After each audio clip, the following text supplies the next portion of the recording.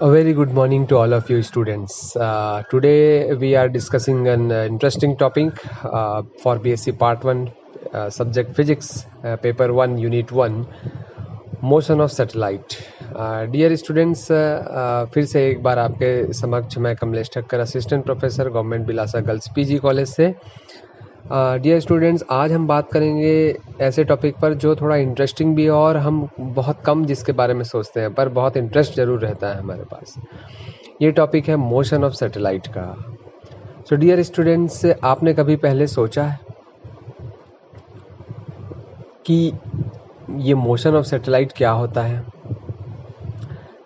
Let me explain. आइए मैं आपको बताता हूँ कि ये मोशन ऑफ सैटेलाइट क्या होता है, ये कैसे समझा जा सकता है, क्या होता है, कैसे ये रिवॉल्व होता है। ठीक है, एक्चुअली क्या होता है कि कुछ बॉडी ऐसी होती हैं जो प्लैनेट होते हैं, उस प्लैनेट के सराउंड में रिवॉल्व करती हैं। उस बॉडीज़ को हम कहते हैं सैटेलाइट। आपको मालूम है कि आजकल जो PSLV से भेजे जा रहे हैं सैटेलाइट, ये सब हमारे पृथ्वी के चारों ओर घूमते हैं, अर्थ के चारों ओर। तो अर्थ क्या है? हमारा प्लैनेट है, ग्रह है, और उसके चारों ओर जो बॉडी रिवॉल्व करती है उसे हम क्या कहते हैं? क्या कहेंगे? सैटेलाइट। ओके, तो सैटेलाइट हमारे आपको मालूम है, एग्जांपल मैंने जो यहाँ पर लिखा है, मून एक हमारा नेचुरल सैटेलाइट है, और भी आर्टिफिशियल सैटेलाइट जो हम आजकल भेजते हैं वो है। तो डियर स्टूडेंट्स, अगर हम बात करें कि अगर किसी भी सैटेलाइट को मूव करना है, किसी भी सैटेलाइट को घूमना है, तो घूमने के लिए क्या करना पड़ेगा?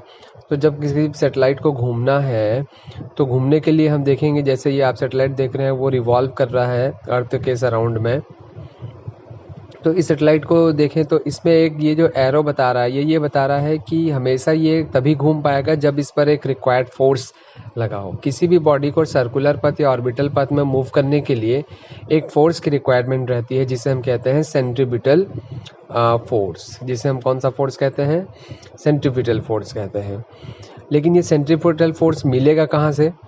तो ये सेंट्रीपिटल फोर्स जो है वो मिलेगा आपको जो हमारी बॉडी है जिसके सराउंड में वो सैटेलाइट मूव कर रहा है, दैट मीन्स जो हमारा प्लैनेट है उससे सेंट्रीपिटल फोर्स मिलेगा। और हमारा अर्थ हमेशा एक फोर्स लगाता है हर बॉडी पर, जिसको हम कौन सा फोर्स कहते हैं? Gravitational force. तो ये ग्रेविटेशनल फोर्स से मिलेगा। सो सेंट्रीपिटल फोर्स जो होता है वो बैलेंस होता है ग्रेविटेशनल फोर्स से। तो लेट अस सी कि कैसे।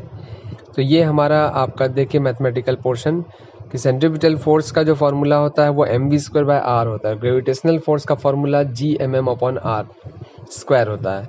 वह जहाँ पर कैपिटल M जो है वो मास है अर्थ का, और जो स्मॉल m है वो मास है सैटेलाइट का, और जो डिस्टेंस है वो कितनी है? r है। तो यहाँ से v² की वैल्यू हमारे पास आ गई। नाउ अब ये सोचिए कि हम फाइंड आउट क्या करना चाहते हैं, डेरिवेशन कैसा करना चाहते हैं। क्या आपको दिमाग में कुछ आ रहा है? Motion of satellite. एक्चुअली जो हमको फाइंड करना है वो क्या है? हमें मोशन ऑफ सैटेलाइट फाइंड करना है। दैट मीन्स स्पीड और रिवॉल्यूशन टाइम। जो सैटेलाइट मूव कर रहा है उसका रिवॉल्यूशन टाइम क्या है और इसकी स्पीड क्या है। So orbital speed of the satellite हम अगर निकालें तो हमें इक्वेशन नंबर 2 से मिल जाएगी, v=√, लगा देंगे Gm/r। और अगर हम पीरियड निकाले हैं, टाइम पीरियड निकालें तो क्या होगा? रिवॉल्यूशन पीरियड निकालें तो क्या होगा? टाइम इज इक्वल टू, देखिए, velocity equal to distance upon time, then time is equal to distance upon velocity और स्पीड। तो डिस्टेंस जो है 1 रिवॉल्यूशन का 2πr होता है, और वेलोसिटी को हमने क्या एज्यूम किया है? v एज्यूम किया है। तो क्वेश्चन नंबर 3 से वेलोसिटी जो आई है, ऑर्बिटल वेलोसिटी √Gm/r, उसको हमने पुट किया, जिससे 2πr को हमने अंदर लिया तो r³/Gm। ये क्वेश्चन नंबर 4 हमारा तैयार हुआ।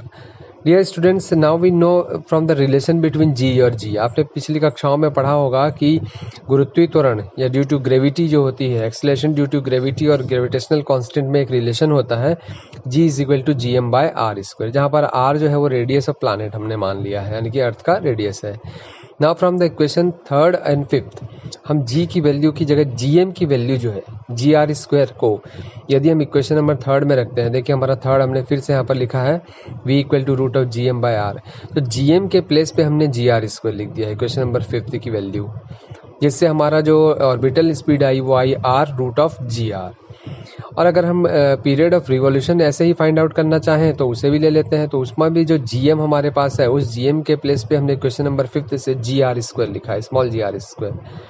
तो जिससे हमारा रिवॉल्यूशन आया, पीरियड ऑफ रिवॉल्यूशन जो आया वो आया 2π/r √r³ now dear students, हम यदि ये मान लेते हैं कि हमारा सैटेलाइट जो है वो प्लैनेट के क्लोज है, उसके सरफेस के आसपास है, that means small r equal to capital R because the radius of the earth is r.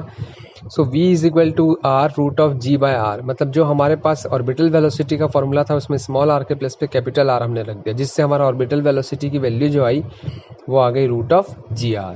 Same हमने यही किया टाइम पीरियड के साथ भी, तो 2π/r रिवॉल्यूशन पीरियड के साथ भी जो स्मॉल r है उसके प्लेस पे हमने कैपिटल R पुट किया, जो सॉल्व किया तो हमारे पास 2π√r/g.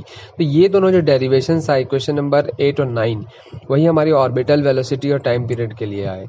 सपोज कि हम इसकी वैल्यू फाइंड आउट करना चाहते हैं, तो we know students g is equal to 9.8 metre पर सेकेंड स्क्वायर की वैल्यू होती है SI सिस्टम में, और रेडियस ऑफ अर्थ जो होता है वो होता है 6.4 × 10⁶ मीटर.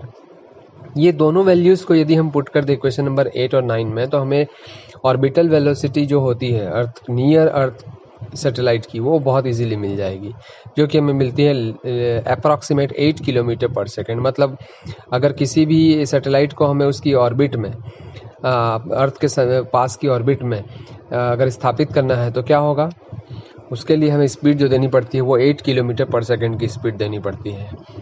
और रिवॉल्यूशन टाइम अगर आप देखें तो 2π रूट्स ऑफ वैल्यूज पुट की हमने, तो लगभग वो 84.6 मिनट का रिवॉल्यूशन टाइम होता है. तो ये एक मोशन ऑफ सैटेलाइट से रिलेटेड एक छोटा सा टॉपिक था जो हमारे सिलेबस से रिलेटेड है. आई थिंक आपको समझ में आया होगा, और एक आगे के लिए भी आप इसे तैयार करेंगे क्वेश्चंस के लिए. Thank you very much students.